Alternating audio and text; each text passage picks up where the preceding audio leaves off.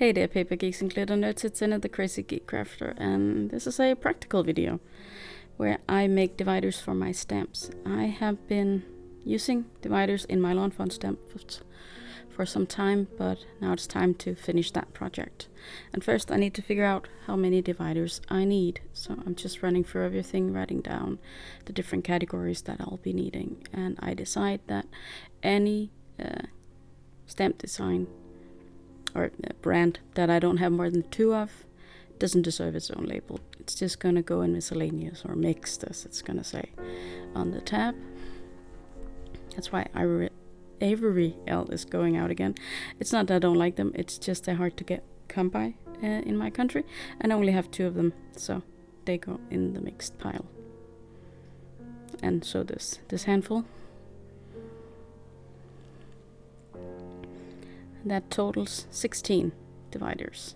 I have more of this blue cardstock that I use for my lawn font ones, and I'm just going to use the same measurements and see if it fits with these other stamps. Unfortunately, I can only get 1 divider out of 1 A4 piece of cardstock, which I'm sad about. I really love this color, but I simply don't have enough of it for this project. And you'll see that in a minute. I have to pull out another one because I just don't have enough of the blue. I think maybe someday I'll redo these in white, possibly, and then maybe even laminate them, but the sheer math of the how much to take off on each side to do the lamination and then have the correct size afterwards, it was too much for me. So here's the other color. I have lots of it, like I had of the blue one at one point. It was a gift from someone, a friend who needed it for something, I think. Even though it's baptism colors or baby colors, I think it was actually for a birthday party, but I am uncertain. No matter, I got quite a few packages of each of these colors, and I've been using them for random things in my craft room, besides card making, of course. And it's just been handy to have. This is a very repetitive project, but it's nice to do one of those once in a while. I was not really into the whole thinking thing at this point. I just needed something that I could hash out quite easily. And that is also why for this part of it I don't measure anything. I just used the one I already have as a template for where to cut in the future. I will not be cutting these down as yet. I want to try them out in my drawer first and then figure out if they're too high or if I need them to be even higher.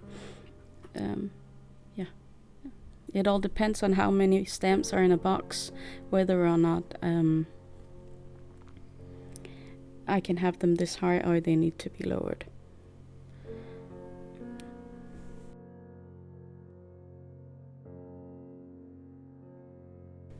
So while I'm writing these out, I wanted to ask you if you would help me out here and feed Algo. Algorithm is a creature that lives inside YouTube, and if you feed it, then it'll show more people to my channel, which I would love. I'd love to rise my number of subscriptions, but likes also helps. Yeah, so please, and thank you for the help.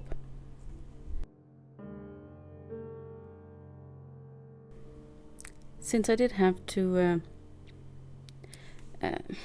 alternate the blue and the pink one, I like order in my things, and that just kind of helps me keep calm. I did decide to try and reshuffle some of my things here. I do end up having the miniature lawn font stamps somewhere else. I rearranged my drawer. Right now my dies don't have a home because of it, because there's so many stamps now. They were all along, but they need more and more space, and I have to figure out where to put my dies for the future. But that's another day, another problem. So I am referring to my box and then just writing in the names as I flip along the different products. This box is mainly Danish brands, and then in the back is the mixed ones, where I only have 1 or 2 from the same brand. Yeah, my boyfriend got his 3D printer to work, so I had to admire his print. So I'm starting on the second box. These are primarily American brands. I don't actually think I have anything that is British. I think it's all American.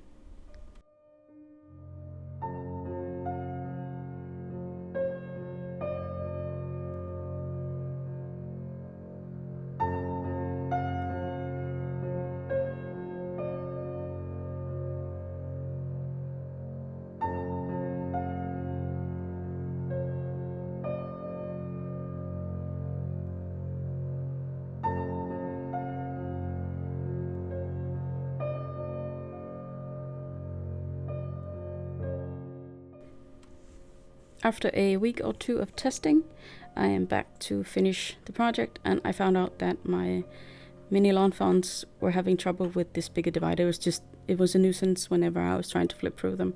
So it's going to be cut down, and it will always be in the front of whatever box it's in because it's so small.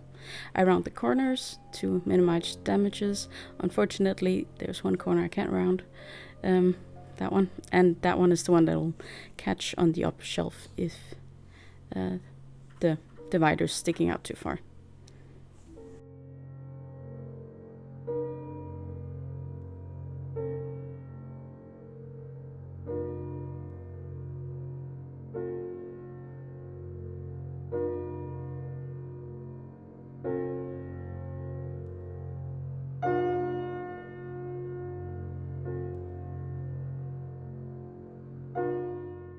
I had happily forgotten that I actually had to cut these down a little bit since they were catching on the drawer above. So it's easiest to just do it all in batches. So I pulled everything out of one box, and I'm cutting everything down, rounding the corners, and then going back to the cutting of the label part. Yeah, sorry.